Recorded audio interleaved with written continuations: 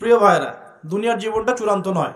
এখানে সফল হতে হলে একটা আয়াতেই যথেষ্ট আপনার জন্য। আজকে রাসূল যা দিয়েছেন নিয়ে নেন, যা দেন নাই ছেড়ে দেন, যা নিষেধ করেছেন ছেড়ে দেন, ব্যাস। আর কিচ্ছু করতে হবে না।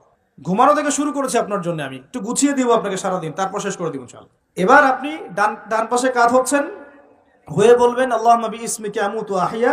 তার আগে যদি সম্ভব হয় 33 বার সুবহানাল্লাহ, 33 বার আলহামদুলিল্লাহ, 34 বার আল্লাহু আকবার পড়ে আপনি ঘুমিয়ে যাবেন।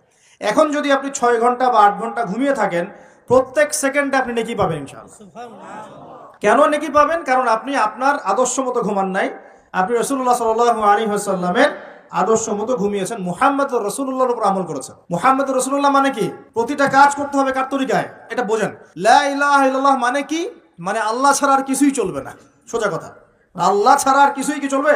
কিছু চলবে না। মুহাম্মদুর রাসূলুল্লাহ মানে হচ্ছে প্রতিটা কাজ করতে হবে কার পদ্ধতিতে?